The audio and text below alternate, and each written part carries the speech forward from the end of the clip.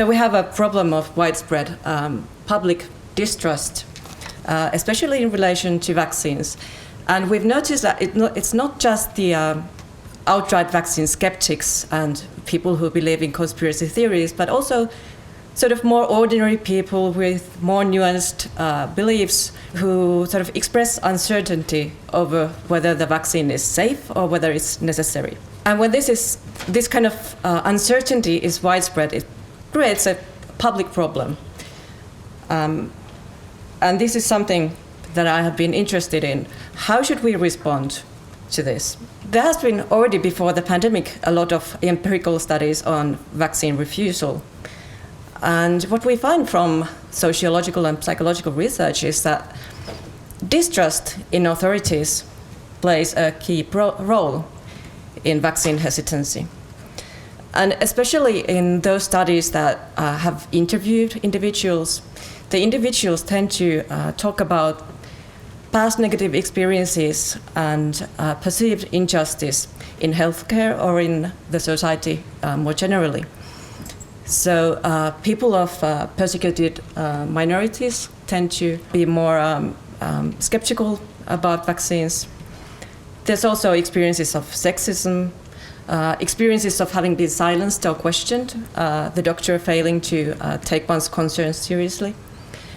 And of course, in countries with widespread corruption, the ordinary people might not trust the elites to have their interest on their mind. In these cases, we can describe this as misplaced distrust, but sometimes there seems to be some grounds for distrust. So it's more of a disproportionate distrust. And if you've been online during the past couple of years, you might have noticed that our reactions to distrust look something like this. And putting aside the purely therapeutic use of memes, I think this, well, at least my sort of impression is that these reactions fall in roughly two different categories. So on the one side, there is blame, which is a characteristic response to moral faults. And on the other side, there's ridicule, which sort of seems to latch on to a mistake in rationality. And since, like Antti, I believe that moral and epistemic or rational failures and blame come apart, it seems that we don't really even have a unified understanding of what the mistake in misplaced distrust is. So I want to sort of dig a little bit deeper into our reactions to see if we can make any headway in finding out what's behind distrust. One big problem here is that both blame and ridicule are actually really bad responses because they both contribute to further polarization. Someone who is distrustful is not going to start trusting simply by being ridiculed, right? But how do we know what is the right response? I'm going to suggest that we can make some headway by trying to figure out what the mistake is, or the original mistake.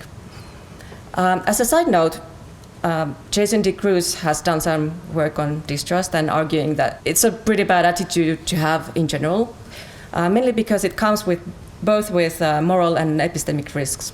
So the moral risk with distrust is that it portrays the other person as somehow morally incompetent or lacking in integrity.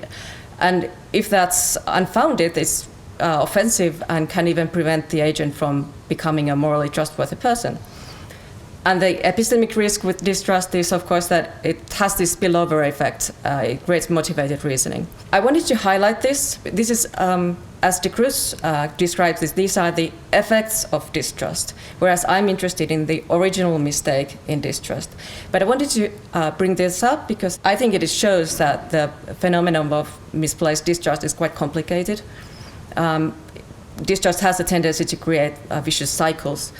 And so we should be quite careful in trying to keep apart the various causes and effects. So I'm going to start with ridicule.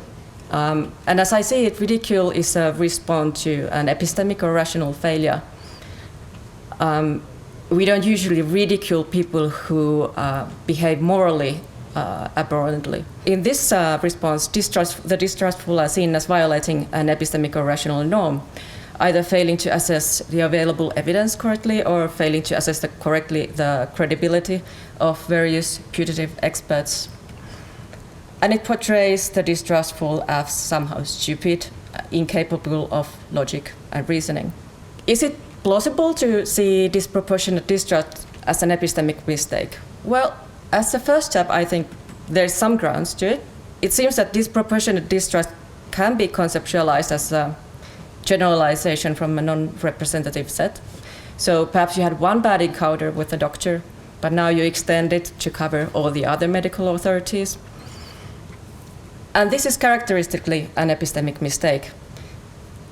And so it warrants an epistemic response, which could be something like withdrawal of epistemic trust, or taking the distrustful as not taking the distrustful as an epistemic peer. Though I think ridicule is still a bad response. I mean, no one is going to behave better when being ridiculed. But if it would be simply an epistemic mistake, it would usually be easy to correct just by presenting counter evidence. Unfortunately, we can see that distrust doesn't really behave this way. It seems to be recalcitrant to counter evidence in a way characteristic of motivated reasoning. And if so, I think we should ask which motivations are the ones that drive reasoning. And this brings us, closer to the other possible reaction that we can see, which is moral blame. This reaction, of course, portrays the non-vaccinated or the distrustful as somehow violating some kind of moral norm. At least the non-vaccinated can be seen as endangering others' health, placing their own selfish considerations before the common good. Unfortunately, the picture is only a finished picture. This was the best picture of blame that I could find quickly.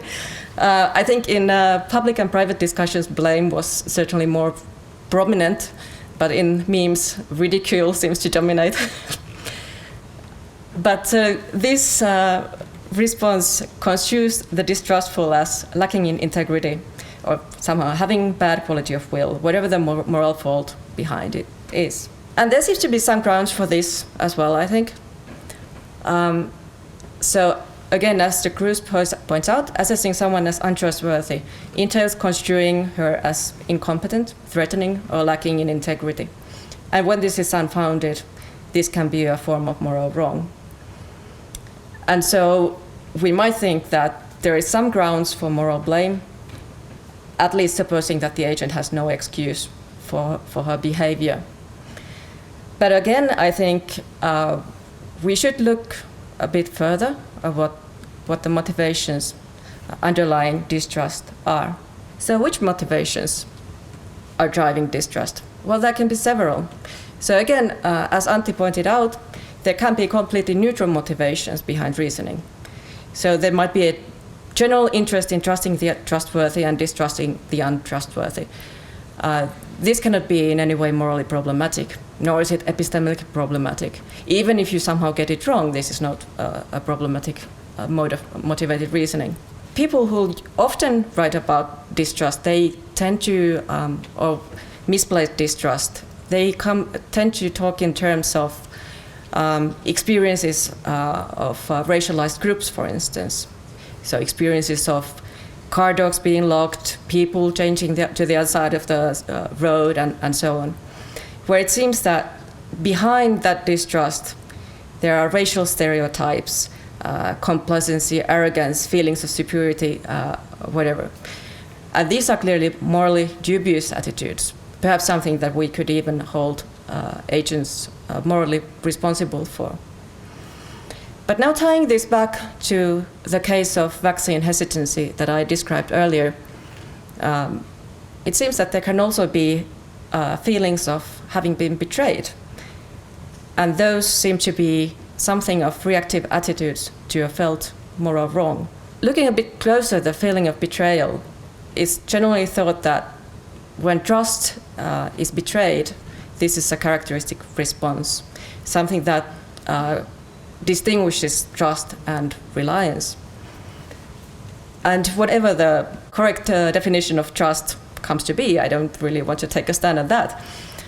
Trust seems to involve something of expectations of support, benevolence, nurture, or shared norms, right? And so when trust is violated, something that we thought that was supposed to be supportive or benevolent actually becomes itself harmful. And this kind of feeling of harm, a feeling of being betrayed, causes one to withdraw from the harm. And this, of course, causes cautiousness in future trust and specifically distrust. And something that I find quite interesting is the way that distrust could be a form of moral blame. Now, of course, I don't think that distrust and blame are the same thing. They're, of course, obviously different attitudes and come with very different action tendencies. Blaming usually is very active, whereas distrust comes with withdrawal. Something was quite passive.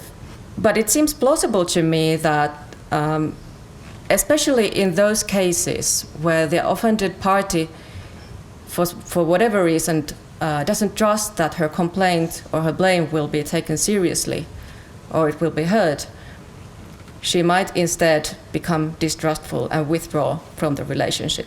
So it's quite easy to see that if you've once been to a doctor who failed to take your concerns seriously, then you create this assumption that if you complain to the doctor, your complaint will not be heard. So in a way, it's a very rational reaction. The question, what is the right response to misplaced distrust? Well, I think it depends. There really is no unique response to misplaced distrust. And this is because it can be caused by so many different kinds of motivations.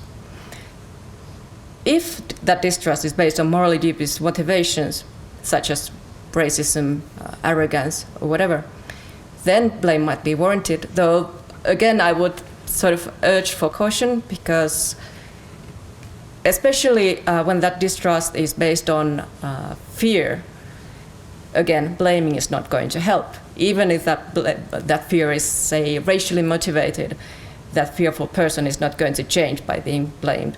So perhaps blame is not the right response, but we can still react to those motivations and see them as a moral mistake and perhaps engage in a conversation on those terms. But when distrust is based on feelings of betrayal, the picture looks very different. Moral blame especially will only add insult to injury. So it matters which motivations drive distrust. These feelings of betrayal should be met with attempts to rebuild trust rather than further ostracism. I really don't have a magic bullet to say what is it that we actually have to do in order to rebuild trust. This is something that perhaps the philosopher of trust can offer to the community more widely. In conclusion, I just think it's time to take distrust seriously, because widespread public distrust creates big problems. And while we can all agree that misplaced and disproportionate distrust it involves a mistake of some kind, before we react in our frustration, we should actually seek to find out why the mistake was committed, what happened before with the agent, and that way we can make some headway into solving the situations. Thank you.